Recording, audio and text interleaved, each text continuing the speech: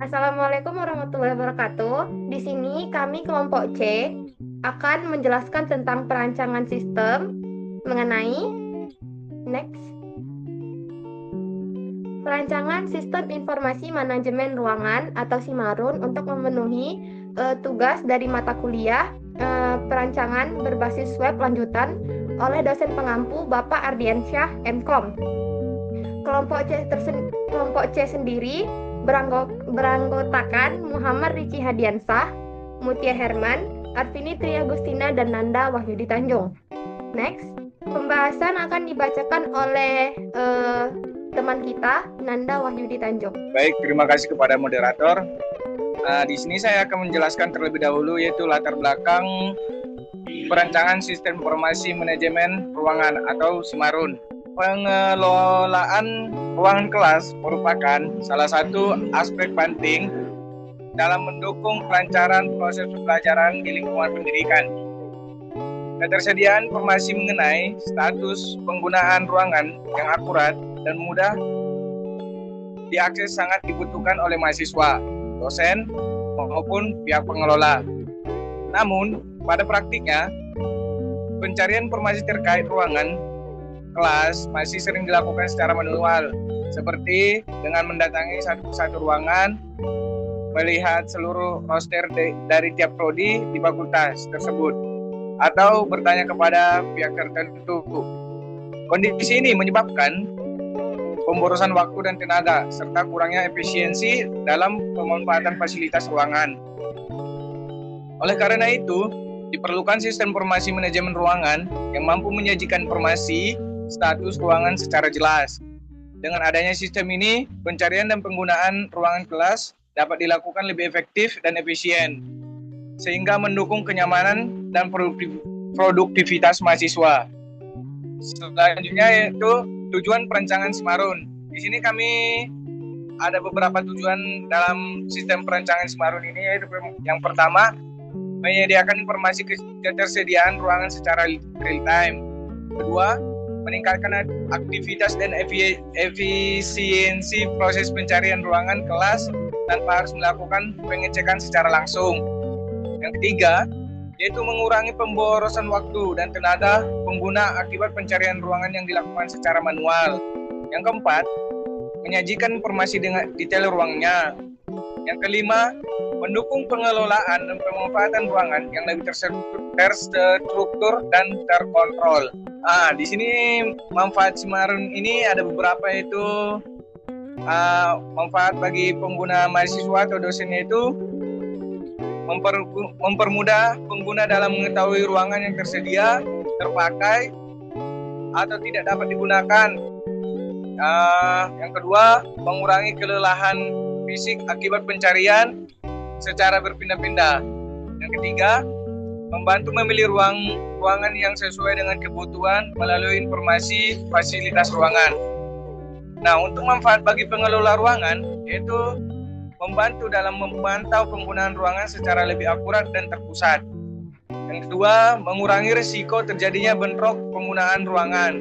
Dan yang ketiga, meningkatkan efisiensi dalam pengelolaan data ruangan. Dan manfaat bagi institusi. Yang pertama itu mendukung kelancaran kegiatan akademik secara keseluruhan, meningkatkan pemanfaatan fasilitas ruangan secara optimal. Yang ketiga, menjadi dasar pengembangan sistem manajemen akademik yang lebih terintegritas. Selanjutnya itu demonstrasi dan penjelasan alur kerja SIMARUN. Di sini akan dijelaskan oleh teman saya. Baiklah, untuk penjelasannya kita mulai dari bagian admin atau role admin. Nah, di bagian dashboard admin dimulai dari informasi singkat dan juga informasi dari ruangan-ruangannya, seperti ruangan yang tersedia, ruangan yang sudah terpakai, tidak terpakai, dan juga ruangan total ruangannya dari keseluruhannya. Nah, di sini ada visualisasi dari seluruh gedung yang ada, ruangan yang ada di dalam gedung tersebut. Di sini masih hijau bertandakan semua ruangan masih tersedia atau bisa dilakukan peminjaman pada ruangan tersebut. Nah, selanjutnya ada warna kuning yang menandakan ruangan tersebut sudah ditempati oleh orang lain dan kita tidak bisa melakukan peminjaman pada ruangan tersebut pada waktu tersebut juga. Nah, untuk hitam berarti ruangan tersebut tidak bisa dipakai seperti kaprodi, kamar mandi, perpustakaan dan lain-lain sebagainya. Nah, pada menu gedung, di sini kita bisa melihat daftar gedung yang ada di kampus tersebut. Nah, di dalam data gedung ini bisa ada lantai, edit, dan juga hapus. Jika kita menambahkan gedung, kita harus memasukkan kode dari gedung tersebut seperti singkatan dari fakultas tersebut. Di sini saya akan mencontohkan VB.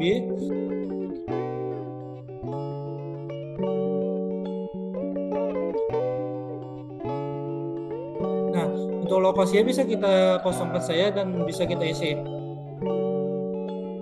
Nah, pada bagian lantai kita bisa melihat daftar lantai di sini. Nah, di sini ada lantai 1 yang terdiri dari lantai dasar, auditorium, ruang kelas, dan juga kantin fakultas.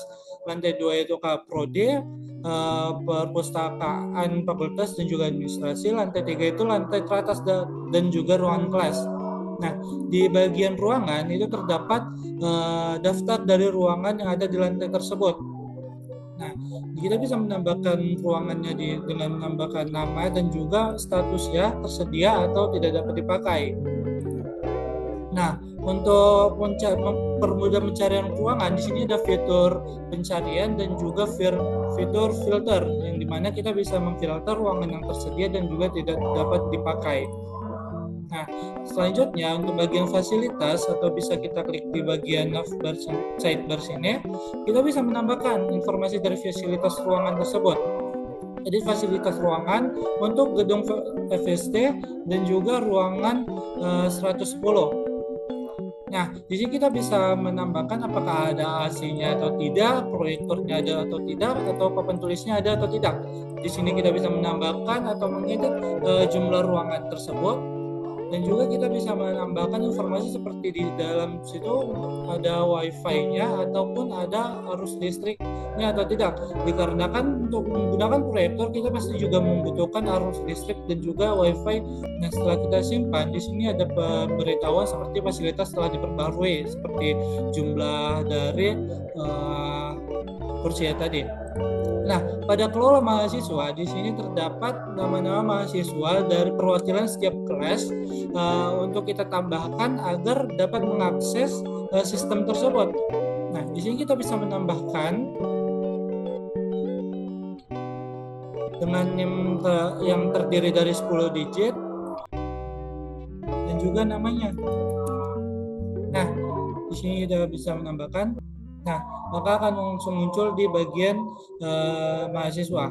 Nah, pada bagian ini laporan kita dapat melihat laporan yang telah diberikan oleh para pengguna atau user seperti kerusakan pada ruangan dan juga laporan-laporan lainnya mengenai ruangan tersebut. Baik, untuk selanjutnya akan dijelaskan oleh teman saya yaitu Vini Agustina. Pada teman saya persilakan. Baik, terima kasih pada teman saya. Di sini saya akan menjelaskan tentang fungsional dan alur kerja sistem informasi manajemen ruangan. Nah, tampilan awal dan navigasi sistem. Saat sistem diakses, user akan melihat halaman utama dengan navbar yang berisi home, fitur, status ruangan, alur useran, admin, masuk, dan masuk admin. Next, di sini ada fitur unggulan. Nah, pencarian cerdas itu sendiri untuk menemukan ruangan berdasarkan gedung, lantai, dan fasilitas dengan filter yang powerful. Sedangkan booking otomatis itu untuk sistem peminjaman terintegrasi dengan deteksi konflik jadwal secara otomatis. Yang terakhir ada laporan terintegrasi. Nah, kita bisa melaporkan masalah dengan foto dan tracking status real time untuk tidak lanjut. Nah, di sini saya akan login dengan NIM saya yaitu 07022322120 dan memilih login sebagai mahasiswa. Nah, di bagian dashboardnya saya bisa melihat kelola laporan. Di sidebarnya saya bisa melihat beranda, peminjaman saya, dan laporan saya serta logout.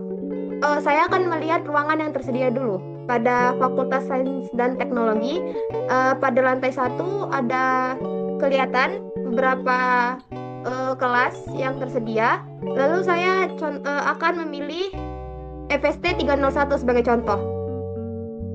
Nah, di sini pada ruang kelas 301 mahasiswa dapat melihat fasilitas ruangannya. Dan di situ ada bacaan tersedia untuk peminjaman, berarti kelas dalam kondisi kosong dan tersedia untuk dipinjam atau di booking. Nah, fasilitasnya diterangkan di situ. Terdapat AC, proyektornya tidak ada, jumlah kursinya ada 5 kursi, papan tulisnya ada, wifi-nya lemot, arus listriknya lancar. Jadi di penjelasan setiap kelas itu ada dijelasin kayak fasilitasnya tuh lebihnya apa, kurangnya apa. Lanjut ke ini, saya jika meminjam ruangan tersebut buat peminjaman ruangan. Nah, di awalnya sudah diterterakan secara otomatis gedung dan ruangannya. Lalu, saya sebagai mahasiswa yang ingin booking, saya akan mengisi nama dosen pengampunya. Contohnya itu dosen Ibu Fatia. Nah, jam masuknya saya buat jam 4.01 dan jam keluarnya 4.05. Ini udah langsung masuk ke riwayat peminjaman saya, yaitu peminjaman ruangan berhasil dibuat. Status ruangan akan otomatis berubah menjadi tidak tersedia sejak jam masuk. Nah, bisa kita lihat pada aksi. Nah, ini tadi udah berganti nih statusnya, sedang digunakan karena saya sudah membooking secara di sistem informasi manajemen ruangan ini. Nah, ini contoh saya sebagai mahasiswa jika ingin melaporkan keadaan ruangan jika fasilitasnya kurang atau ada kendala sesuatu. Nah, buat laporan baru.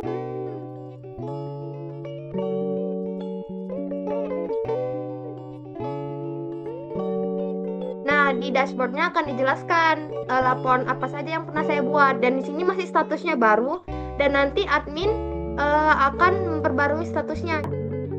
Nah, itu kenapa yang tadinya 20 ruangan tersedia sekarang jadi 19, karena saya sudah meminjam 1 ruangan untuk saya booking nih. Baik, untuk hasil kesimpulan dari sistem informasi manajemen ruangan itu bertujuan untuk mempermudah dan mengoptimalkan proses peminjaman ruangan melalui mekanisme yang terotomatisasi dan terintegritas.